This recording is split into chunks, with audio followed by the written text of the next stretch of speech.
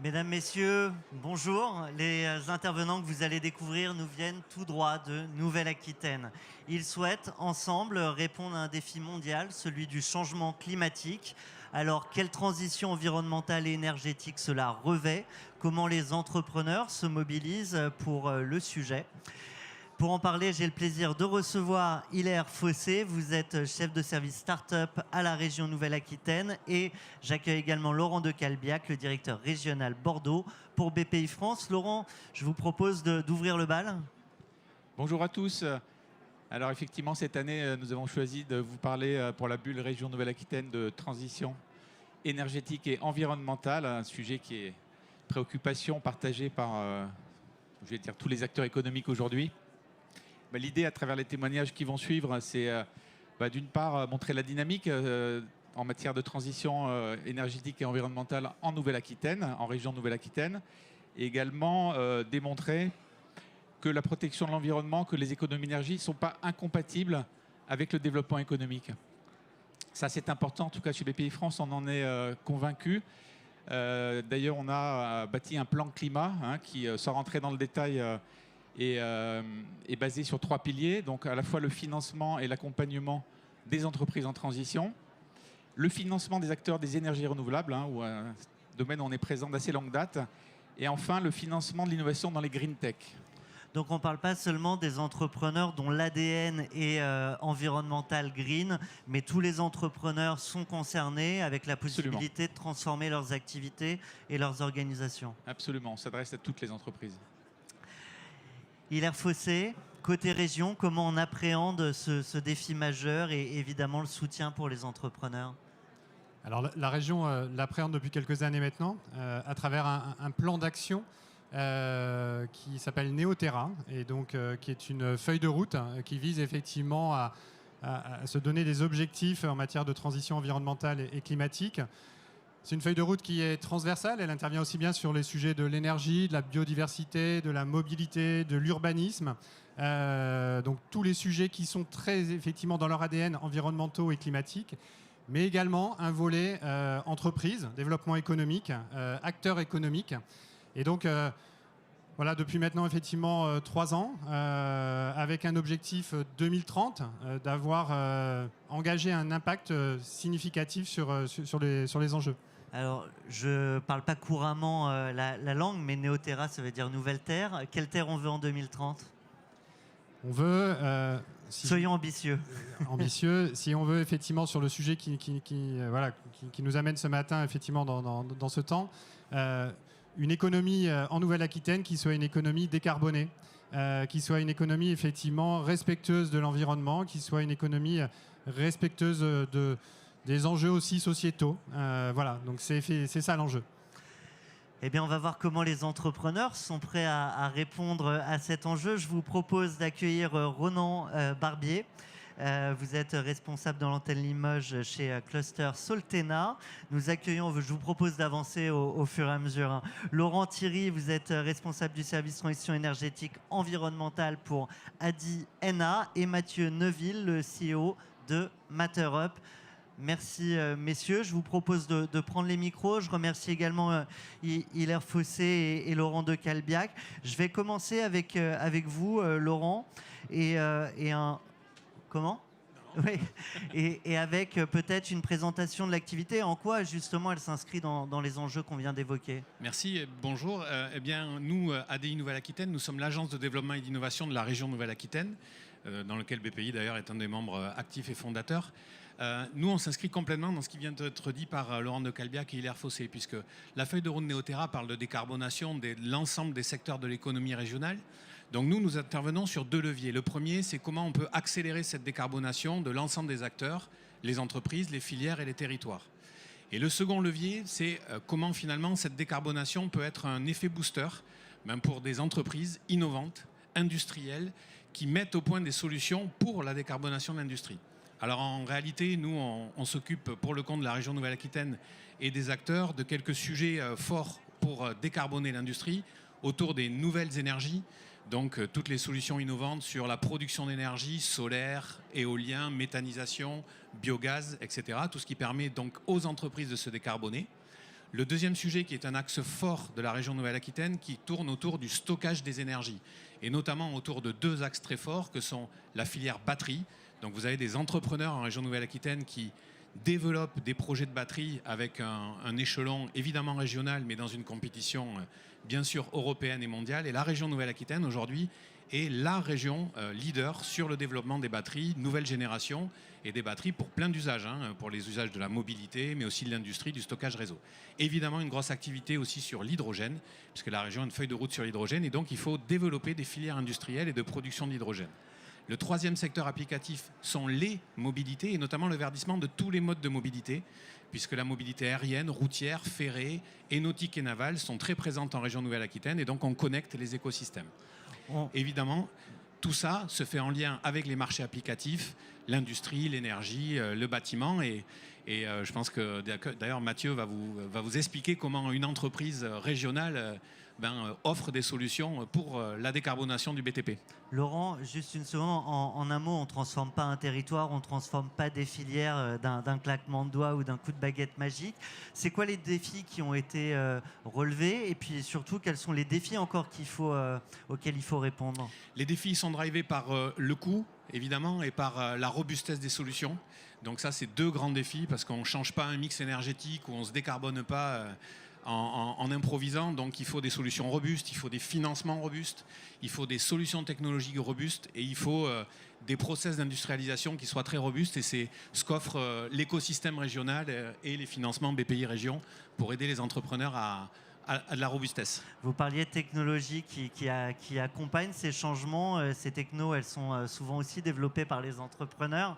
Et alors justement, Mathieu Neuville, avec MatterUp, il y a une véritable offre pour la décarbonation. Il y a une offre, en effet. Moi, je voudrais revenir sur quelques métriques. Aujourd'hui, c'est un sujet d'actualité. L'énergie qui explose, le prix de l'énergie qui flambe. Le prix du gaz, depuis le début de l'année, a augmenté de 130%. Les quotas de CO2, le prix du carbone qui augmente en Europe. On n'a jamais connu un prix du CO2 aussi élevé. La semaine dernière, il était à 65 €.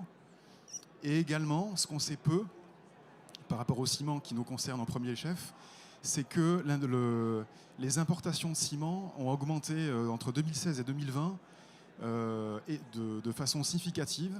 On n'a pas les chiffres français, donc c'est les chiffres qui sont donnés par SEM Bureau. Mais en Italie, ça a augmenté de 280%, en Espagne de 450%, en Belgique de 280% entre 2016 et 2020. Donc tous ces métriques pour vous dire que aujourd'hui, énergie, CO2, tout ça explose. Et l'industrie du ciment aujourd'hui a besoin de ciment moins décarboné et moins riche en énergie. Et donc au-delà de la matière en elle-même, il y a aussi ce sujet de transport et puis d'indépendance. C'est une énergie localisée. On touche du doigt aussi la relocalisation de l'industrie qui a pris de l'ampleur avec le phénomène du Covid. Nous, ce qu'on apporte au cimentier, c'est une solution de ciment décarboné, moins d'énergie, moins de CO2. Et le mot-clé, ce qu'il faut retenir de MatterUp, donc je ne vais pas présenter notre société, donc je suis le CEO de MatterUp, c'est qu'on amène sur le marché un ciment décarboné, local, qui est fait à partir de matières premières crues, de l'argile crue. C'est une matière qui est abondante. Et avec ce ciment d'argile, ce ciment de terre, on peut produire du béton C2530, qui est le béton le plus produit au niveau mondial. Voilà, ça représente en France 80% du marché. Donc voilà, on peut faire beaucoup de choses avec ce ciment. Et on apporte cette solution aux cimentiers. On avance également avec les bétonniers, on avance aussi avec les constructeurs, dans un milieu qui est un peu rugueux. Et voilà, merci beaucoup à la BPI, merci à la région, qui depuis le début nous ont soutenus dans notre projet. Voilà, on a eu droit à des aides et la région et la BPI continuent à nous accompagner. On a été labellisé Deep Tech il y a 1 an et demi, donc notamment par rapport à la valorisation de terres excavées. La région a cru en notre projet depuis le début, voilà, en investissant dans des outils industriels. Aujourd'hui, on est très heureux d'être... on a été labellisé aussi Green 20, voilà. Start-up du Green 20. On est très heureux d'avoir notre première usine qui va sortir de terre qui va nous être livré d'ici la fin d'année. On est basé en sud de la Nouvelle-Aquitaine, donc c'est notre première usine. Et les choses vont très vite parce que le marché a besoin de ce type de solution. Et c'est d'autant plus vrai qu'une nouvelle réglementation arrive dans le bâtiment, la Euro 2020, qui force les constructeurs à construire bas carbone. Nous, on arrive avec un matériau qui est intrinsèquement bas carbone. Je répète, l'argile crue, ce que personne aujourd'hui ne propose. C'est là où est notre deep tech. Coupez-moi, hein. En fait, non, c'est pas pour te couper, mais c'est pour aller plus loin. Tu as une solution. Alors, du coup, je crois comprendre que techniquement, on arrive finalement au même résultat que le béton qu'on utilise aujourd'hui. Ma question, c'est plutôt, et c'est vrai que tout à l'heure, Laurent évoquait cette question globale pour les entreprises. Est-ce qu'on est capable de faire une transition environnementale tout en étant compétitif, tout en allant chercher de la croissance? Est-ce que produire aujourd'hui ce béton, pour vous, ça, au-delà du résultat final, vous êtes capable d'être compétitif? Et sinon, ou presque, comment en fait est-ce que l'argument environnemental suffit pour embarquer les clients? Alors, on est compétitif. Aujourd'hui, on utilise une matière première, l'argile crue, qui est locale, donc pas de transport. De l'argile crue, il y en a partout. Et on arrive par cette matière première locale à des coûts de production, des coûts de revient qui sont ultra compétitifs. Alors aujourd'hui, on est au début du projet industriel, donc il va y avoir des changements d'échelle. Aujourd'hui, il y a un petit surcoût, mais à terme, ça va être un ciment qui sera ultra compétitif comparé à ces produits qui viennent du Maghreb, de Turquie. Et c'est d'autant plus vrai que le prix de l'énergie augmente et le prix du CO2 augmente. Donc les courbes, elles vont se croiser et très bientôt, voilà, on aura une proposition de valeur de plus en plus intéressante. Je me projette tout de suite dans l'avenir. Demain, chez MatterUp, c'est combien d'usines en France et potentiellement comment on va aller attraper des points de croissance à l'international? On sera toujours compétitif si on les envoie au Maroc, en Turquie, en Chine ou ailleurs? Alors aujourd'hui, on a une première usine. Encore une fois, j'envoie un message aux cimentiers, aux constructeurs, aux bétonniers. On avance ensemble. On est dans un monde, je répète encore une fois, qui est rugueux. Et on tend la main à tous ces acteurs-là. Et c'est ce qui se passe dans le concret. Voilà, on n'a pas communiqué sur nos futurs partenariats, mais ça avance très bien. L'étranger maintenant, déjà on est en région. Donc on est très heureux d'être dans une région où on a un président de région qui croit en l'industrie, qui croit en l'innovation. Donc on est en région Nouvelle-Aquitaine. Il y a des choses à faire en région Nouvelle-Aquitaine encore. Il y a des choses à faire au niveau national, ensemble. Et puis à l'international, il y a des choses à faire aussi également. La prise de conscience du prix du CO2, ça touche tous les pays. La Suède en premier lieu, en Europe, la Suisse, la Grande-Bretagne. Mais il y a une prise de conscience notamment aux US, où voilà, un nouveau président, et puis des États qui sont très moteurs sur ces questions-là. Tu évoquais la question aussi de l'écosystème, travailler ensemble pour changer les paradigmes. Je pense que le principe d'écosystème, c'est quelque chose qui tient également à cœur à Ronan Barbier, au cluster Soltena. Est-ce que tu peux nous dire un mot de ce cluster et en quoi il s'implique parfaitement sur ces sujets de transition ? Oui, bien sûr. Bonjour à tous. Donc, Soltena, ça veut dire, c'est un cluster, donc un réseau d'entreprises, qui veut dire solution pour la transition écologique en Nouvelle-Aquitaine. Donc, on est une association cofinancée par la région qui regroupe pas moins de 200 acteurs de la transition écologique en région, dont à peu près 70% d'offreurs de solutions, donc des entrepreneurs, des innovateurs, des entreprises qui travaillent ensemble sur toutes les filières de la transition écologique. Donc, j'entends l'eau, les déchets, l'énergie, les cités sol polluées, etc. Donc moi, je travaille essentiellement sur la partie eau. Donc on n'en a pas parlé ce matin, mais ça me tient à cœur d'en parler de cette filière eau qui est très importante, la gestion de la ressource eau. C'est quoi l'enjeu sur l'eau aujourd'hui ? Alors l'enjeu, essentiellement, c'est d'économiser la ressource eau. Vous n'êtes pas sans savoir qu'on est face à un changement climatique. On va devoir s'adapter gérer la ressource eau de demain, notamment dans la ville. On sait qu'en 2050, il y aura 70% de la population qui vivra en ville. Donc il va falloir gérer cette eau en ville. Et là, on le voit avec notamment les événements de Marseille qui sont assez effrayants. Et notamment, on va devoir gérer lors de gros épisodes orageux, comme on peut le voir, on va devoir gérer cette eau, la gestion des eaux pluviales en ville. Notamment, ça, c'est une grosse thématique. Mais aussi, il y a la gestion, faire de l'économie, économiser l'eau. Donc, c'est trouver des solutions pour la recycler, la réutiliser. Faire en sorte, trouver des innovations pour faire évoluer la réglementation en place qui est très stricte, très protocolaire par rapport à l'eau. C'est normal, c'est un problème sanitaire. Et sans eau, on ne fait pas grand-chose. Donc on va devoir faire face à des périodes de stress hydrique. Donc stress hydrique, c'est un nouveau mot que vous allez sûrement entendre parler, mais c'est quand la disponibilité en eau est inférieure à la quantité demandée par les usagers, par les industriels, par les collectivités. Donc ça, c'est plusieurs grands défis à venir. Donc ça veut dire aussi que sur les moyens de production, il faut arriver à trouver comment faire en sorte qu'ils soient moins demandeurs en eau. Voilà, tout à fait. C'est dans le process des industriels, c'est le rôle. Donc je ne l'ai pas dit, mais Soltena, 200 acteurs de la transition écologique, c'est à peu près 70 entreprises qui travaillent sur les thématiques de l'eau. En région Nouvelle-Aquitaine, on a notamment un fort historique sur la filière eau et c'est pour ça que c'est une filière d'excellence en région Nouvelle-Aquitaine, notamment portée par Limoges. C'est là où il y a le premier diplôme scientifique, c'est là où il y a l'Office international de l'eau qui forme plus de 30% des métiers de l'eau. Et donc toutes des startups se sont montées autour de cet écosystème pour trouver des solutions à cette gestion de l'eau de demain. On comprend bien que c'est déjà un enjeu aujourd'hui, qu'a priori ce sera un enjeu encore plus grand dans les mois et années qui vont venir. Quelles opportunités pour les entrepreneurs et pour ceux qui ne sont peut-être pas encore dans ce cluster, comment on vous rejoint et peut-être que tu peux nous parler de ces opportunités pour les entreprises.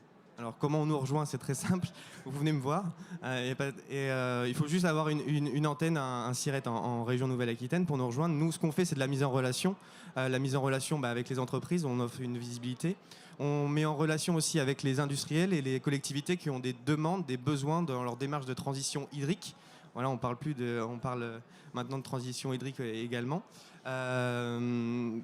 Après, donc on met en place des actions de sensibilisation, de formation, d'information, de valorisation de l'expertise en région Nouvelle-Aquitaine. Et ça permet de créer de l'innovation. Et nous, on est un facilitateur entre toutes ces entreprises pour essayer de valoriser de l'expertise et faciliter l'innovation, je le redis. Je pense qu'on est tous d'accord sur l'idée que la transition écologique, environnementale, énergétique, climatique, elle peut être un véritable moteur de relance. Je vais vous demander à tous les 5 de vous engager en complétant la phrase suivante. Pour la relance, nous... Pour la relance, nous, en région Nouvelle-Aquitaine, on est une région très grande mais très soudée. Le milieu de l'eau, alors moi je vais parler pour mon petit milieu de l'eau, c'est un milieu où tout le monde se connaît, donc on est très soudés et on a envie de faire des choses et grâce à la région aussi Nouvelle-Aquitaine avec qui on organise beaucoup d'actions qui font que la gestion de l'eau sera meilleure, je l'espère, en 2050. Donc voilà. Hilaire Fossé. Pour la relance, venez rejoindre la Nouvelle-Aquitaine qui a effectivement, dans la continuité là, de cette première étape de la feuille de route Néoterra, donc, qui était très orientée sur les transitions environnementales et climatiques, s'ouvre là devant nous. Effectivement, on voit bien aussi d'autres sujets qui vont être liés, corrélés, transition économique par rapport à des modèles économiques, par rapport effectivement au mode de consommation, les transitions sociétales. Donc on a plein effectivement d'enjeux de transition devant nous. Et donc la région s'implique, s'investit fortement effectivement pour se donner les moyens de faire de ces opportunités de relance la capacité d'attractivité et d'attirer et de faire venir effectivement ces projets, ces initiatives, ces entreprises sur le territoire régional. Et donc venez rejoindre la première région éco-responsable de France que sera la Nouvelle-Aquitaine d'ici 2030. Voilà. Mathieu, chez Matter Up, pour la relance, nous réindustrialisons la France. Et j'ai envie de dire aussi, jouons collectif. Voilà, on est une terre de rugby. Moi-même, j'ai joué au rugby et je vois qu'il y a des anciens internationaux de rugby qui sont dans l'auditoire. Jouons collectif. Laurent. Pour la relance, nous aidons les startups, les PME, les ETI et les grands groupes présents en Nouvelle-Aquitaine à saisir ce virage de la transition énergétique en se transformant eux-mêmes et en mettant au point des solutions robustes pour exister dans cette compétition nationale et mondiale. Et Laurent, je vous offre les quelques secondes supplémentaires. Merci. Pour la relance, aux côtés de nos partenaires, nous sommes à vos côtés. Les équipes BPI France sont à vos côtés. On est 75 personnes sur la Nouvelle-Aquitaine, 5 implantations. Donc on est au plus proche des entrepreneurs, La Rochelle, Limoges, Poitiers, Pau et Bordeaux. Eh bien, merci à vous 5. Je pense qu'on peut vous applaudir. Et quant à nous, on se retrouve dans quelques instants pour parler de la transition en Bretagne. Merci à tous.